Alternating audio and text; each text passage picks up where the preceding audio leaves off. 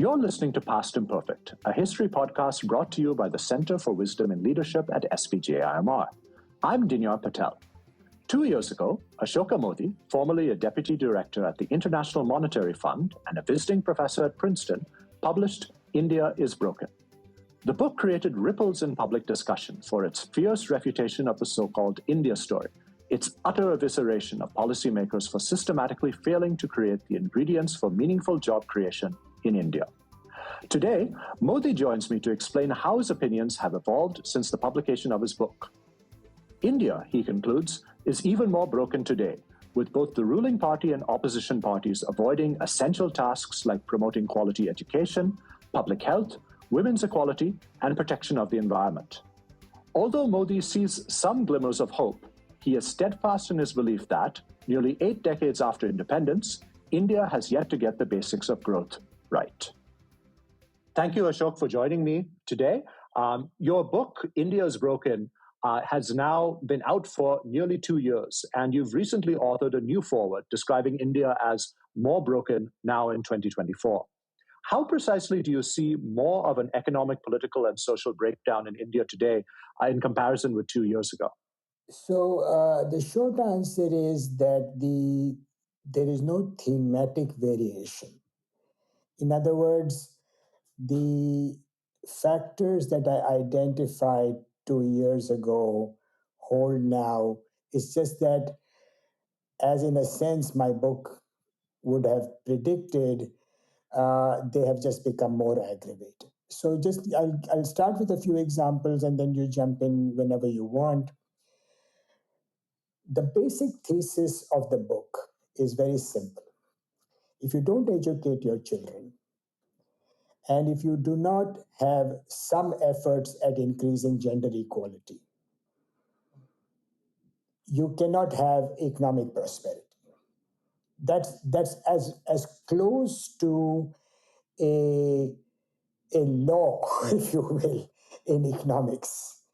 That has been true since the Industrial Revolution. If you read Brown University Oded Galor's book, Journey of Humanity, page 4 or 5, that's where he starts. He says every nation since the Industrial Revolution has A, educated its kids, B, brought more women into its workforce.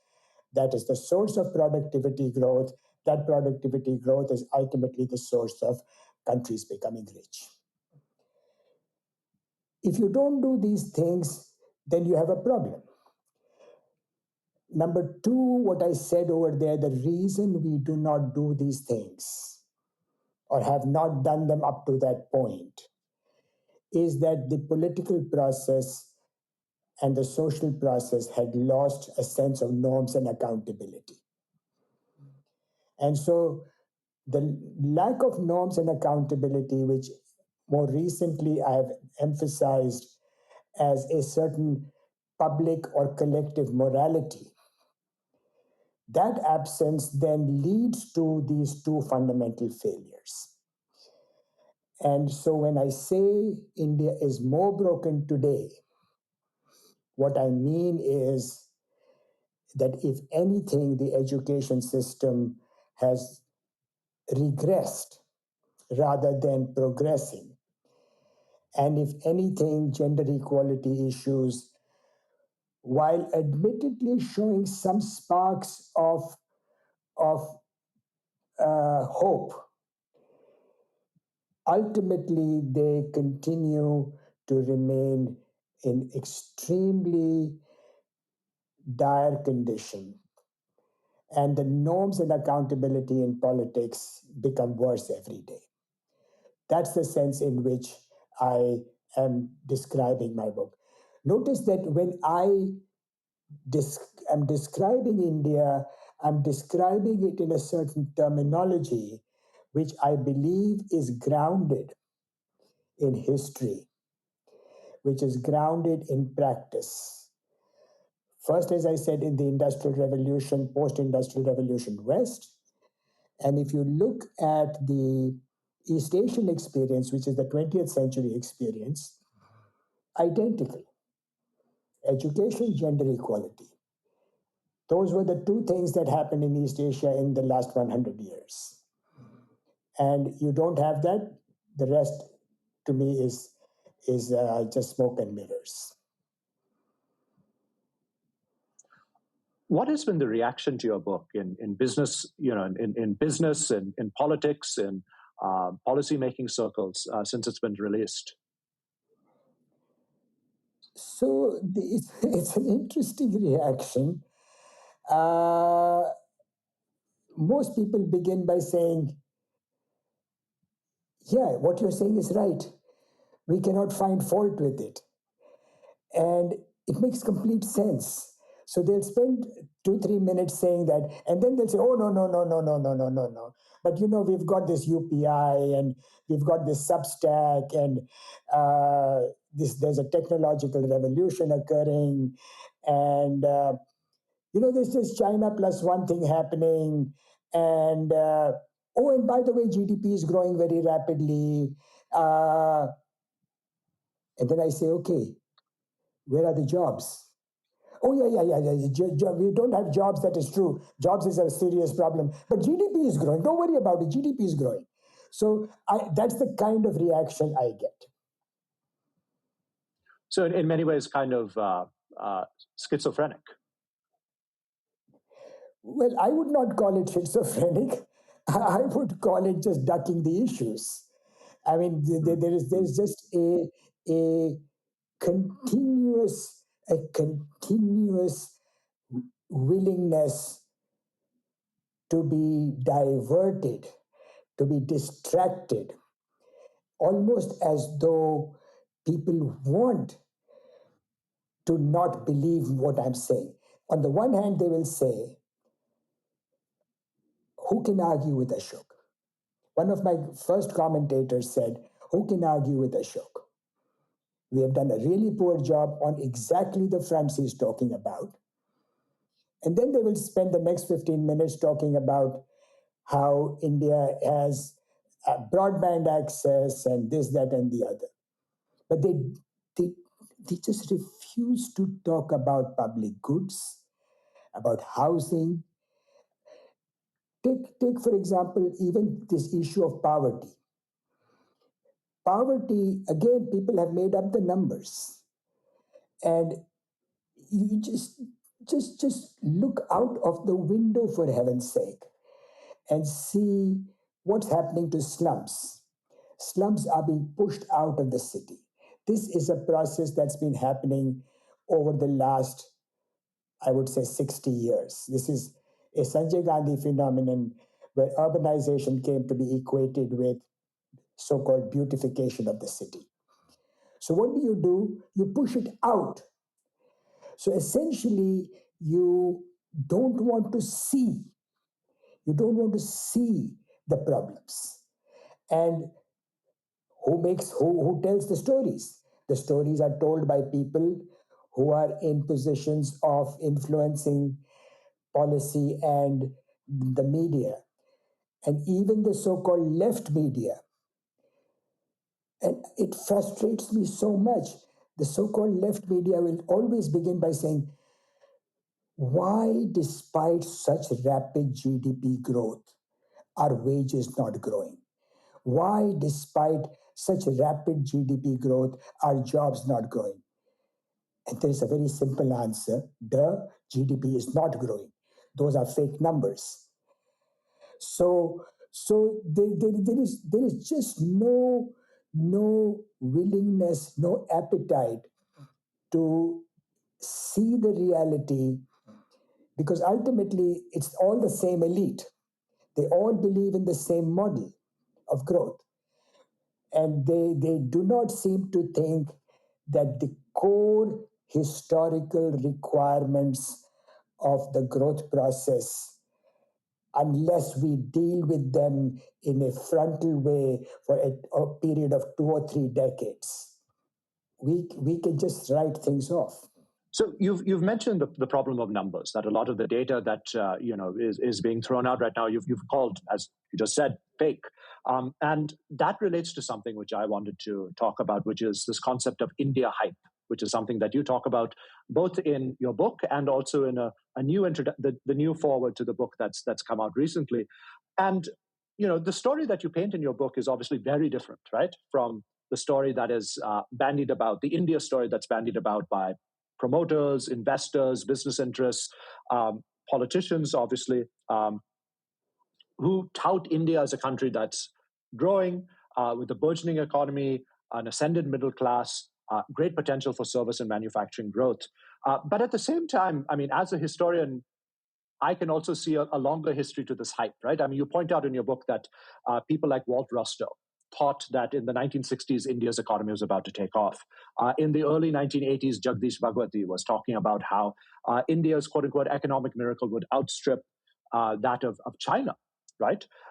What explains the widespread currency and the longevity of this India hype that you talk about in your book? Okay, that's a very, very astute question. And so let me give you two answers to that question. The Rostov moment is a very important and unique moment in global history. This is a moment when the US and the USSR of the time are in a fierce technological competition. The Cold War is, in a sense, almost at its peak. And the fact that with the launch of the Sputnik, it almost seemed that Russia was going to outstrip, or what was called the former Soviet Union was going to outstrip the United States, was a moment of panic in the US. And John Kennedy Absolutely. becomes... I mean, Paul Samuelson himself also thought that the Soviet economy would eclipse the US, correct?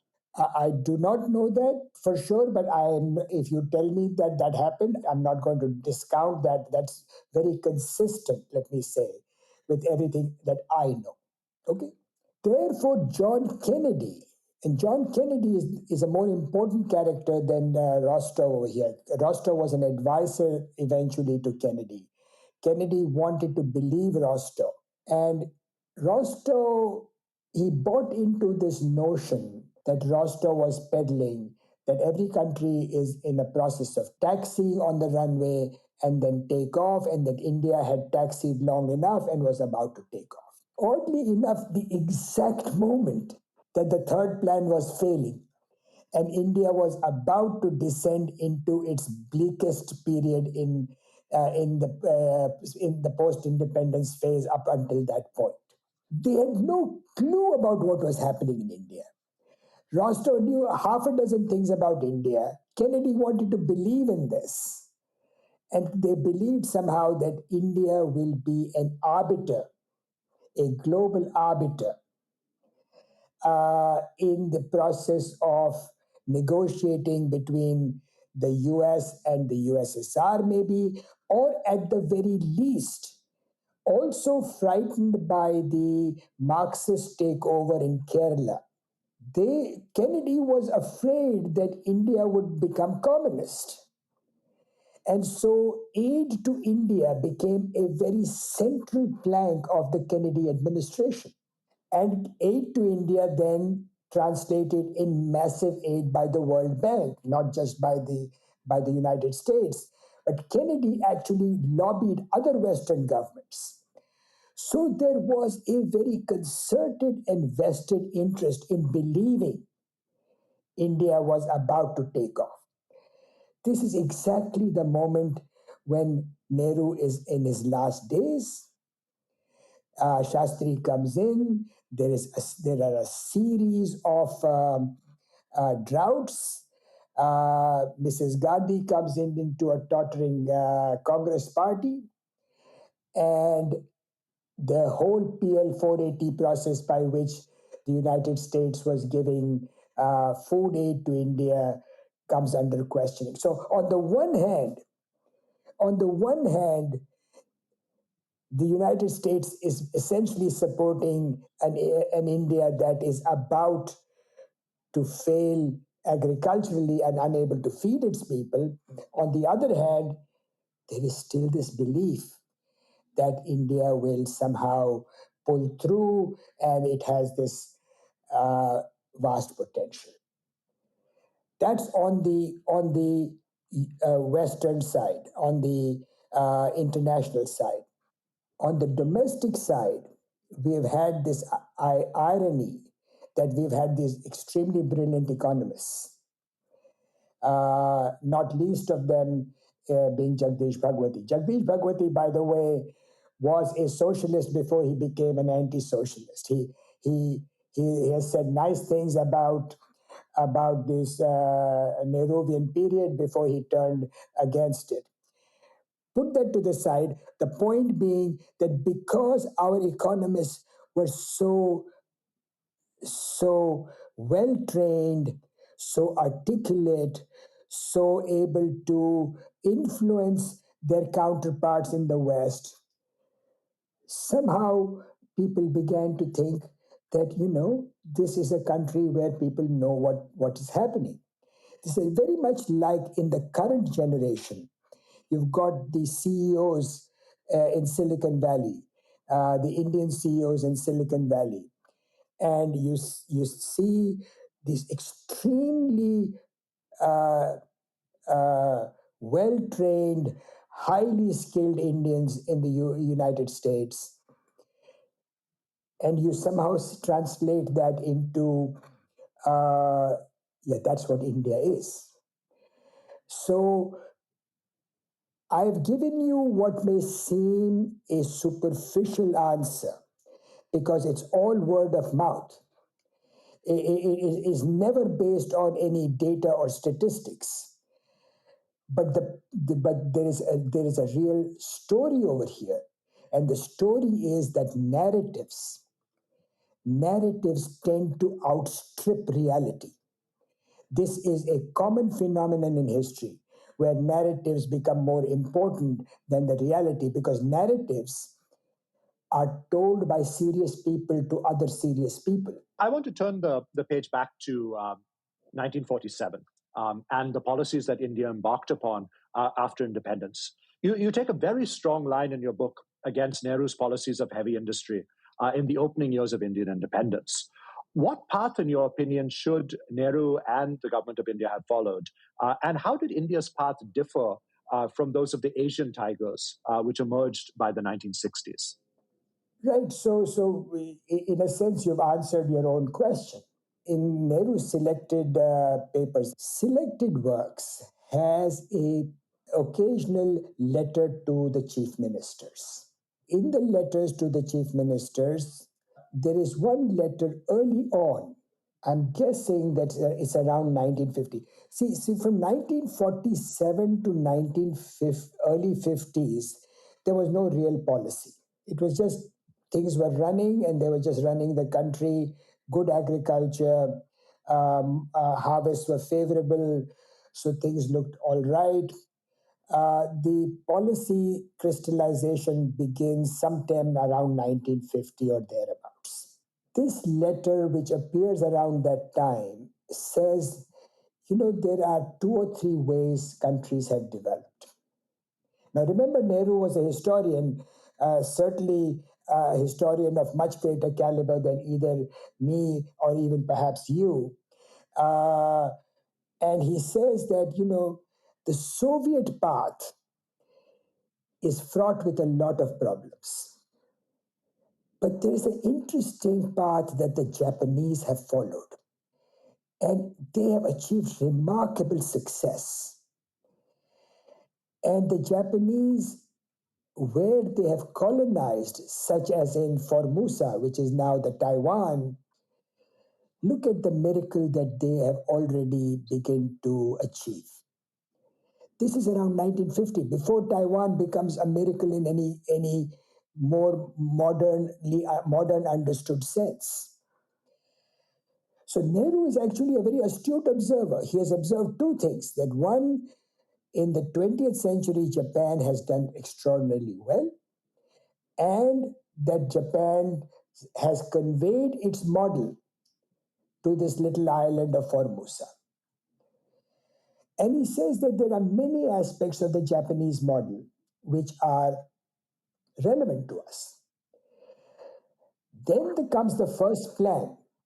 First plan is essentially as close you can get to the Japanese model. What does it say? It says two or three things. Agriculture is central.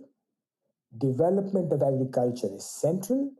There is an extended passage on agriculture based on a recently published scholarly article in the Journal of Political Economy, which, as you may know, is a very premier journal, describing the enormous progress made in agriculture in Japan. And then the first plan says, this was achieved with very little investment. This was achieved mainly by improving seed varieties, better soil management, better water management. And surely we are completely capable of doing this. Then there is a section on small industries. And small industries, again, there is this not as direct, but still a mild reference to Japanese small towns, where small towns become the hubs of bicycle making or sewing machine making, the old sort of classical Alfred Marshall type clusters. India had those clusters, Coimbatore, Ludhiana, etc. Parenthetically, Milton Friedman, known as the most radical of right-wing economists, almost like the messiah of what is now called neoliberalism, visits India around the same time, little bit after the first plan, in preparation for the second plan. And Milton Friedman says virtually the same thing. He says, educate your people. And he says India should leverage its small and medium industry. And Friedman is visiting Japan and India almost in parallel. So the Japanese model came that close to being adopted in India. There was an intellectual influence which Nehru would surely have approved of. There were people like K.N. Raj writing the first plan who were very familiar with the Japanese experience. Raj was a very close friend of Shigeru Ishikawa, one of the leading Japanese economists of that generation, a man I had the great honor of meeting many times in the 1980s. And Shigeru Ishikawa's principal thesis was Asia has developed by first developing its agriculture. And then, of course, there was the obvious Japanese experience. Educate, educate, educate. I'll tell you two things about Japanese education which are so relevant versus so relevant then are so relevant today. Meiji Revolution, Restoration, 1868. Now, 1870, the new Meiji government sends a young 25-year-old ambassador to the United States with the only purpose of studying the US education system. He spends a few years there, he comes back. He brings back an advisor from the United States and he becomes Minister of Education. And between 1870 and 1920, the Japanese achieved universal school education. The second fact that you should know, and your audience should know, Japan begins to build its universities only after it had completed the task of school education. Subsequent observers have noticed in the 1980s that India was building universities but had such a poor schooling system. The Japanese did not need anyone to tell them that. They built a sound schooling system before they started building their universities. We got this completely backward. My friends from IITs tell me, Ashok, why are you getting so upset? You received such a fantastic education. And I say, Yes, for every person like me who went to an IIT, how many kids did not receive basic elementary and secondary school education in India? How many thousands did not receive that? Even today, my father's former driver, I occasionally speak to her in the hope of giving her some tutoring, and she studies in a public school in Saket. Saket is a South Delhi colony, one of the more, not the most upscale, but relatively upscale colony. Madam 10 minute तो late आती हैं, उसके बाद 10 minute internet खोलने में लगा देती हैं, फिर वो इंटरनेट से आंसर उतारती हैं, फिर वो 10 मिनट पहले चली जाती हैं. This is a verbatim quote. This is and people like Arvind Kejriwal tout the Delhi administration system, Delhi administration's achievement in schooling. I have seen no evidence of that, zero evidence of that. I spoke to a school teacher in one of the Delhi school systems, and I said, "बच्चे तो पास हो जाते हैं." So he was afraid of me because he thought I was an official and I was somehow conducting an inquiry. And he says, हम बच्चों को पास नहीं करेंगे तो हमारी नौकरी चली जाएगी ना.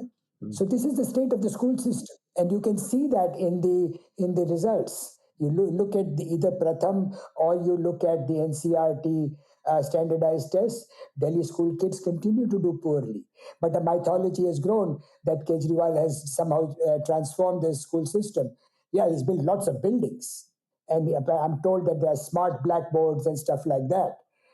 But don't people get it? You need teachers. The essence of education is teachers. And if you don't have teachers and you don't have committed teachers, you can forget about it. Finland has some of the best schools in the world. What is the secret? The secret is that teachers are held in the highest respect in Finland. Teachers go to the elite universities. It's a system that honors teachers. It's a system that not just pays them well, but treats them as somebody to look up to. When people say to me, कि हाँ, but teachers की salary तो हमने यहाँ भी बढ़ा दी है. Yes, but ask any one of your friends, would they like their child to have a career as a school teacher in a public school system? So we'll get to education in a little bit. I have a question for you about that. But before that, I want to ask you about the theme of joblessness, which is in your book. You began your book by stating that in 1947, Indian leaders and policymakers had one task above all, to create jobs for vast numbers of people. How, in that sense, is the history of modern India from 1947 until present a history of joblessness and underemployment? Yeah, in the introduction to my book, I say, I depart from the convention. I depart from the convention of using GDP as a metric of economic progress. And the running thread through my book is joblessness. I focused on education and gender equality because they are the ingredients of growth, but joblessness is the outcome. A society that cannot provide its people dignified jobs is a broken society. And that is sort of the central theme. I also find it amusing that, like many things we repeat, one of the things we repeat is, oh, India is about to reap a demographic dividend. Oh, we have these young people. But pause for a second and look back. We had a demographic dividend in 1950 also. We had a demographic dividend in 1960. We had a demographic dividend in 1970. We've had a demographic dividend for 75 years. So just because our population has recently exceeded that of China's doesn't entitle us to any demographic dividend that we have not already had. 1950, you could see the population projections at the time were completely clear. And that's why right through the book, at every stage of development, I point out what were the projections, how many people were expected to come into the workforce. At all times, the numbers of people coming into the workforce were vastly greater than the jobs we created. Where did we go wrong, if that's your question? That is why the original sin of the heavy industrialization policy. It's a very fascinating comment on India is that Milton Friedman pointed this out just before the second plan. Milton Friedman said, heavy industrialization is bad because it uses capital which is scarce in India and it does not use labor which is abundant in India. That's the economics. That's the basic economics. You use a resource that is abundant and you do not want to use a resource that is scarce and expensive. And so that's why he alighted on Ludhiana. He went to Ludhiana only later in the 60s, but he was aware of Ludhiana. When he went to Ludhiana in the 60s, he was fascinated. He compared Ludhiana to towns, I think, in Japan, if I'm not mistaken. What is the point? The point is you do not want these tiny industries. He was also frustrated that in the name of job creation, we were talking about handloom industries. No, there you are using too little capital. You need capital because capital is what allows you to create machines and increase productivity. So he says you need these small industries, which Indian entrepreneurs are completely capable of doing. In fact, they've shown themselves adept at doing it. Now, then comes the third part, which again, Indian authorities missed all through, which is that just because you have lots of people, you don't have a large market.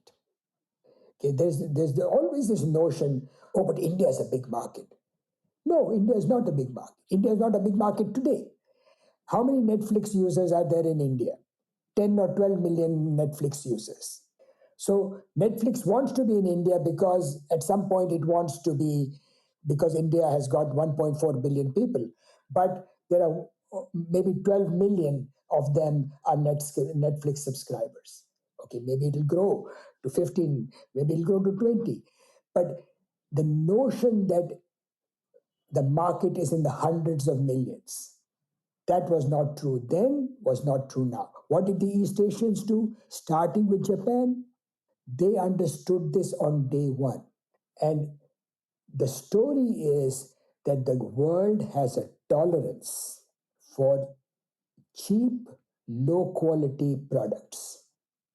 The stuff that today goes into Walmart was going into the Walmarts of the corresponding years. You read the horror stories of Japanese exports. Horror stories of Japanese exports. Japanese toys would burst into flames in the US. My father used to tell me कि cycle Japan से आती थी, 10 रुपए की आती थी, 15 रुपए की आती थी, और एक हर्क्यूलिस की आती थी, 50 रुपए की. हम सब 50 रुपए की साइकिल खरीदते थे क्योंकि जापानीज साइकिल तो उसका ब्रेक टूट जाता था, पड़ी रहती थी. But the Japanese understood, okay, that there's a learning by doing process. And Japanese became the premier producers of bicycles. Japanese, you will not believe it. Again, this is a story my dad told me. He said कि राम और कृष्ण की मूर्ति बना के Japanese used to sell in India. बच्चे खेलते थे उनके साथ. So what you have over here is that all these nations, in 1984, I went for the first time to Korea. I had no idea what I was buying, but in one of the black markets there, I bought some New Balance shoes. 1984, I come back to the United States and all my friends are looking, you got New Balance shoes? I said, yeah, what's so special? How much did you pay for them? I paid some maybe $10 or something. Even then they were selling for $50, $60 over here. Today, I went to a Samsung factory in 1985. If you went inside a Samsung factory, you did not see a Samsung carton. You saw cartons from Hitachi and Toshiba. Samsung was only assembling televisions for Japanese producers. Today, do you hear of those Japanese television producers? Today, Samsung is the dominating producer of televisions. We never got onto that ladder that you start and then you learn and then you improve. And why is that important? Because it opens up a vast market, a market that is so large that the Indian market is puny in relation to that. So we never did that. We never, and and even today, in the sense in which India is broken, India has a 1.3% share, global share, of labor intensive manufactured products. 1.3%. This is less than that of Vietnam. Vietnam is a country of 100 million people. We are a country of 1.4 million people. Vietnam produces more labor intensive products for the world economy than we do. Bangladesh sells vastly more garments than we do. We are not even supplying garments to the world, shoes, and we want to make semiconductors. I mean, I don't know if you know the name Sam Pitroda. Sam Pitroda was an advisor to Rajiv Gandhi at one point and became then a very popular figure, a sort of icon, especially with his, long hair and very stylish appearance. I met Sam Pitroda in 1985, and this bug about we need to produce semiconductors had infected India even as early as that, 40 years ago. And Pitroda said something really wise to me. And he said, I can bring as many semiconductors as India needs in my briefcase the next time I come back from Chicago. What we need to produce is, and then he reeled off a range of things which we needed to produce. So we don't want to produce the things that, again, come back to the original Friedman statement. You want to produce things where you have ample resources, labor. We have to learn to deploy our labor in products where they can produce for the world and they can earn a dignified living. For that, they need to be educated. Another myth. A lot of very smart people will ask me, but Ashok, why does somebody need to be educated to make garments? I mean, quite honestly, these are people with PhDs in economics who ask me questions like this. And I can give two answers. One is, look at what happened. The Japanese women who came into the textile factories in the 1920s, the Korean and Taiwanese women who came into the factories in the 1950s and 60s, the Vietnamese women who are coming into the Vietnamese factories today, look at their levels of education. Just factually look at them, and you can see the difference. And then you look at the literature. Look at the economics literature.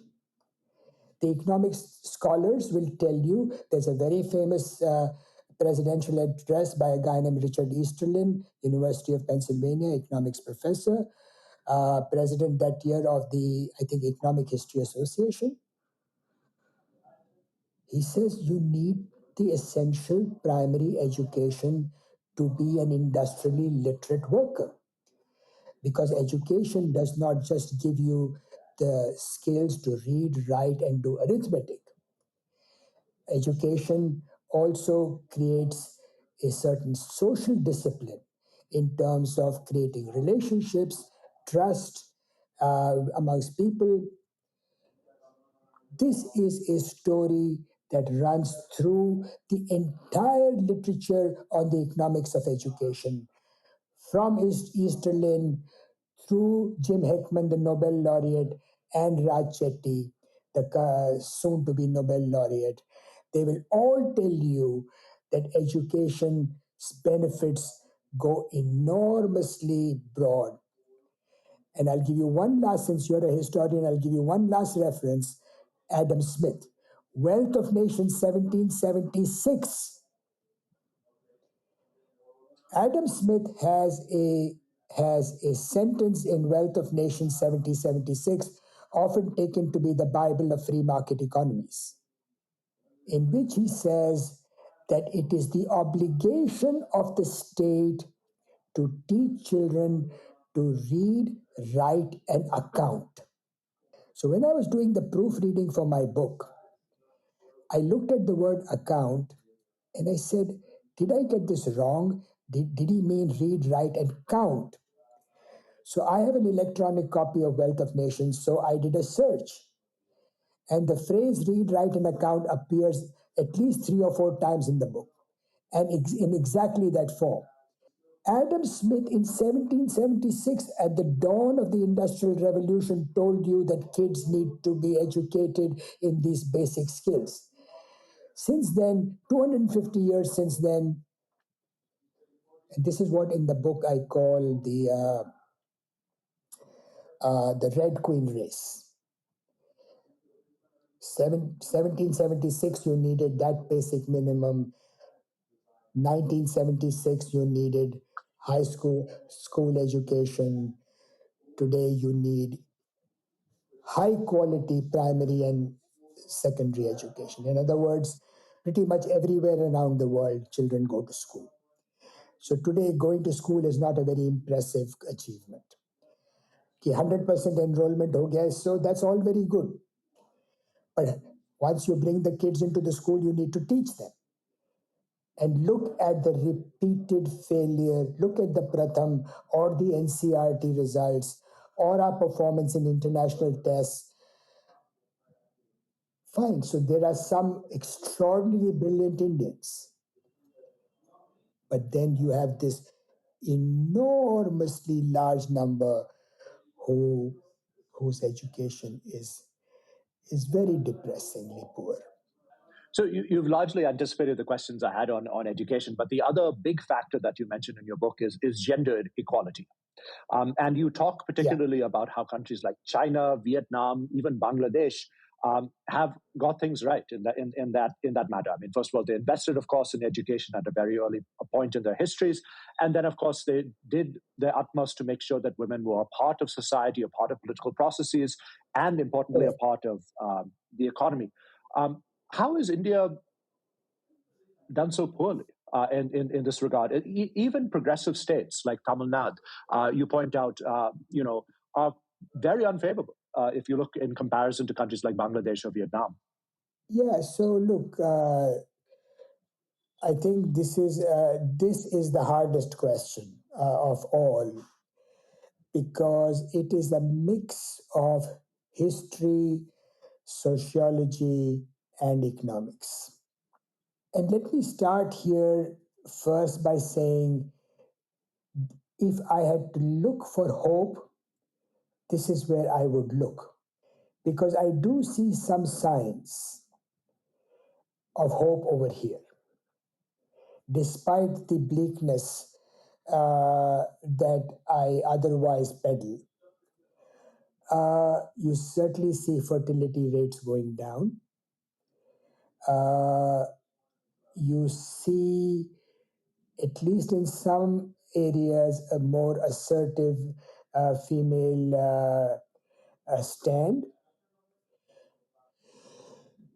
But nevertheless, the essential patriarchal character of the country has never changed.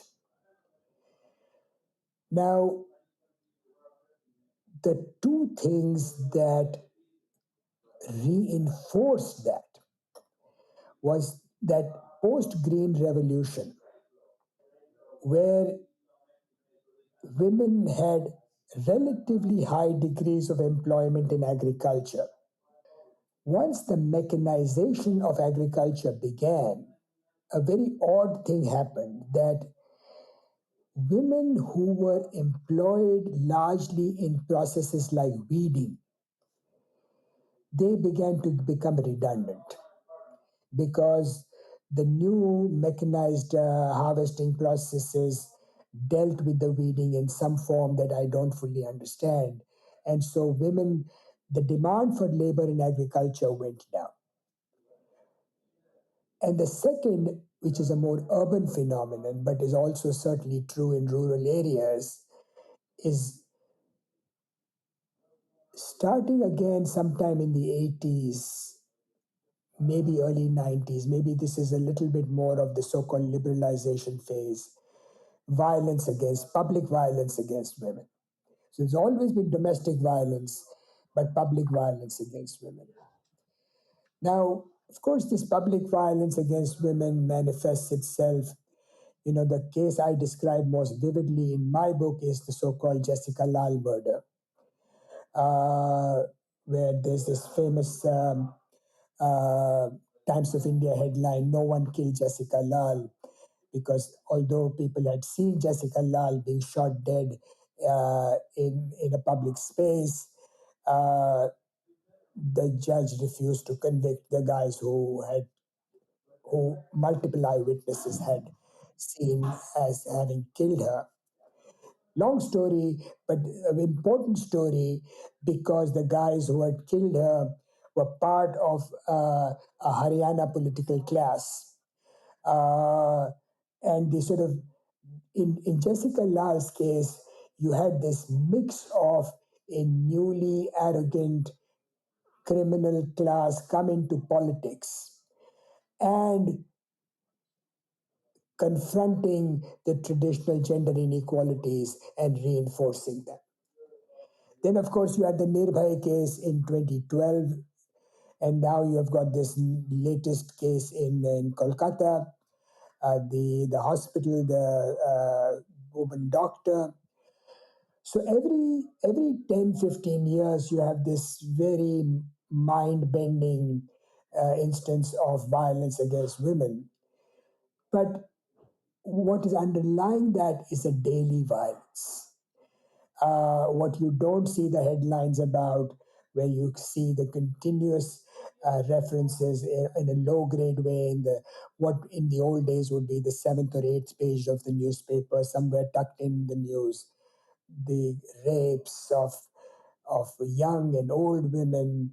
That has become a part of society. So, how do I explain this? The way I see this is that there is an inherent gender bias that is part of not just certainly of Indian culture, is a global phenomenon. The gender bias exists everywhere, but gender bias gets reinforced when the economic opportunities are limited, and it gets reinforced when not just gender norms but broader political and social norms deteriorate, has been in our country, where the politics is essentially corrupt and increasingly infested by people with criminal backgrounds, where there is license to cheat everybody. There is a very beautiful phrase, I think coined by Partha Dasgupta, the very brilliant economic theorist at Cambridge. Says, if you expect others to cheat, it is optimal for you to cheat, because if you don't cheat, you might be cheated by somebody else. You see this phenomenon where I dig a well deeper because my neighbor has dug a well. So this norm of a sense of a hyper individualized entitlement within that norm, then within that sort of broader class of norms, the old gender norms also become part of a sense of entitlement, and where the essential economics is weak, the sense of entitlement seems to become even stronger. So gender norms at this point have become almost endogenous in the sense that they are as much the outcome as the cause. And because they're as much the outcome as the cause, that becomes very depressing, because that means that where exactly do you begin trying to solve this?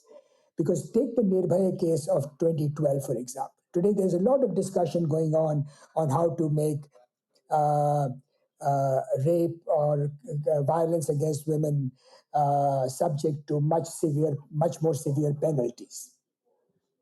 Go back to 2012, there was this very important commission that was set up, recommended all kinds of serious legal reforms. It's 10, 12 years have passed. It's almost like we've forgotten about them. And we are recreating that same conversation.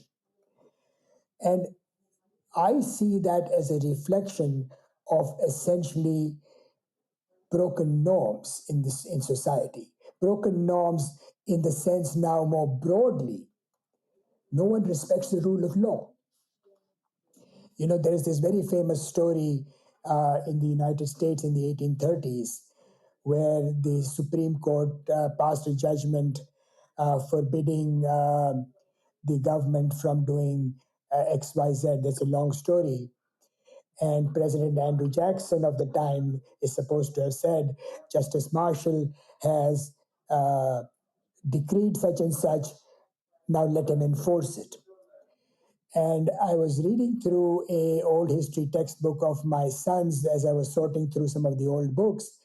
And the little fellow, probably in 9th or 10th grade, has written wow over there. He read that passage in history and he was struck by how dramatic an event that was. So I tried recently to explain to him that happens every day in our country, in India. India has some of the best environmental laws in the world. There is something called an environmental assessment system. Who cares about it? So it's the ultimate cause for a sense of brokenness is that bad behavior proliferates and is almost incentivized in such a system. So the last question I want to ask you, and I know you talked a bit about how some demographic data has shown some positive signs in terms of family size dropping. But the last question I want to ask you is, what signs of hope do you see for India's future? So, as I briefly indicated, so in the book, my main sign of hope was Kerala. I saw in Kerala the outlines of a social democratic system where democracy arose from the grassroots, filtered into the government in terms of demands for health and education, and helped the overall process, therefore, of economic well being. Now, there are lots of criticisms about did Kerala actually uh, become a manufacturing engine and so on. That I did not worry too much about that, because that depends very crucially on something we have not discussed today, which is India's exchange rate policy also. Uh, but the notion that people had a voice, that people could therefore have some guarantee that they would not be trodden over by the elite and the powerful, and that they could ensure for themselves a certain minimum in public goods, was to me the most hopeful sign. But I have to say that, and therefore, my sort of conclusion was that India needs a lot more decentralized government, and that decentralized government, which expresses those grassroots voices, is the most likely path forward to creating a society where we heal the broken norms and create more accountability. That That fundamentally has to be the goal. Because when people say, but Ashok, you have not recommended any policies. Policies are only as good as the norms within which they are cast. You can have all the fine policies and, marginal this and marginal that, and create beautiful incentive structures that economists are so fond of. None of that matters in the slightest if the people feel that it is their right and obligation to break all the rules within which they operate. I mean, take for example even the startups that we are seeing today. How many of them are mired in scandal and scams? Okay, so come back to that. So Kerala is therefore represented the point of hope. I am sorry to say that I have become somewhat discouraged by Kerala in the last 2 years. And this is largely because of a story we have not discussed very much, but perhaps is good to bring in at this point, even if as a brief closure, is the vast environmental destruction that is occurring in our country. The scale on which we are destroying the environment, the trees, the mountains, the soil, the coasts, all these coastal roads, whether in Tamil Nadu or whether in Mumbai, they're very glamorous, but they are hugely environmentally damaging, particularly at a moment when climate change is interacting viciously with the environmental destruction. So if you have heat waves, but you also have high air pollution, then the heat wave become doubly lethal. Kerala, through first its evisceration of the Western Ghats, and then more recently this Adani port in a town called Vizhinjam. The Vizhinjam port is very interesting because it was started by a Congress government in Kerala, and it is now being pursued by the so-called communist government. This is, one of my themes in the book, but more so since then has been there is a complete bipartisan consensus in India. It doesn't matter which the political party is. Gautam Adani will do well in Rajasthan and Chhattisgarh, even if there's a Congress government. He will do well in Kerala, even if there's a communist government. The basic developmental model that we have is the rich will become richer. As they climb the mountains, they'll pull up everybody else. And that notion is then peddled as a scientific fact. But the point is that it is so vastly destructive, and there is zero empirical evidence that this process of development led by a few rich and powerful is a successful one. There is no historical evidence. Even in the 20th century, East Asia developed by becoming more equal. So Kerala has given up that sense. In its destruction of the environment, it is endangering and weakening some of its most vulnerable people. And giving the economic advantages to those who are already rich and powerful. Therefore, this I did say in relation to Tamil Nadu, for example. I had said in the book that Tamil Nadu is considered a progressive state, but Tamil Nadu is becoming more like Bihar rather than Bihar becoming more like Tamil Nadu. And I fear that Kerala is also gravitating in the same way. The same incentive structure, construction. Construction is the plague because construction draws as a magnet corruption, and criminality.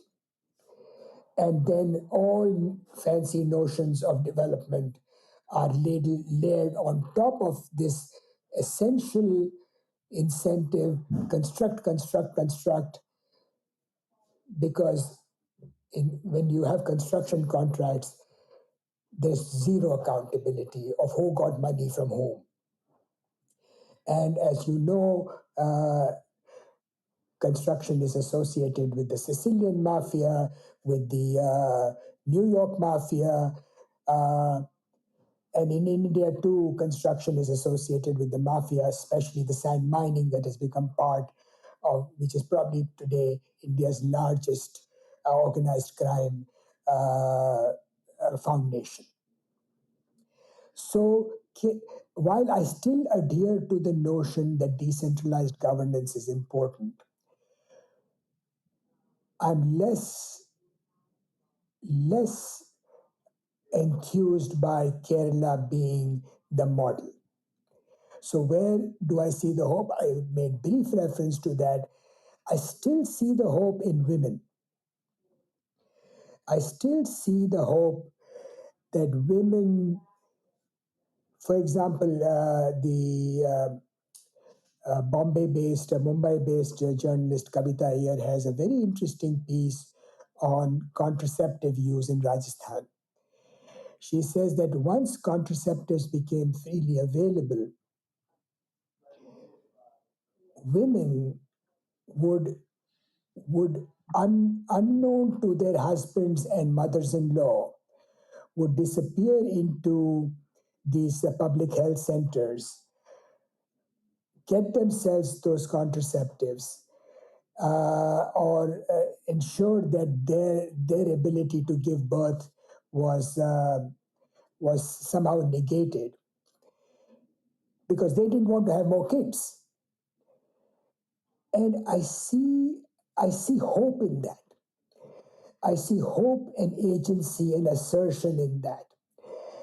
That women at some point will say, you know, guys, we've had it to the gills, and that therefore something more of a more ground level based assertion.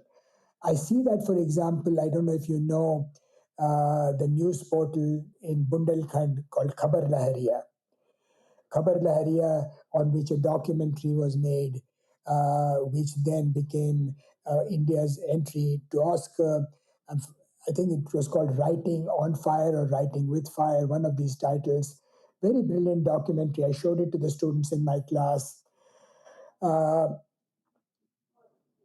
is a certain level of female assertion that I see glimpses of every now and then. I don't see this in sort of very formalistic कि women's reservation होना चाहिए and so on. All that is good. I'm not saying don't do that, but I'm saying that the hope comes not from there. The hope comes from a ground level assertion, and every now and then you see glimpses of that. And the question is, can those green shoots coalesce into something bigger? Because in that lies a hope, because then you have the possibility of a virtuous cycle. You have the possibility that women with fewer kids will feel an incentive to educate their kids, who will then feel an incentive to elect politicians who are going to make it possible to live in a clean environment. And that level of assertion then accumulates into a more social phenomenon which becomes contagious. That is the best hope that I can see. Ashok, I want to thank you for joining us today. Your book, as I mentioned it in a review, is a brave book. It goes against conventional wisdom. It goes against a lot of what we hear in the media, but I think there are many elements of truth in it. And I really would like to thank you for joining us, and also would encourage our readers to read the new foreword that you've authored. Thanks again.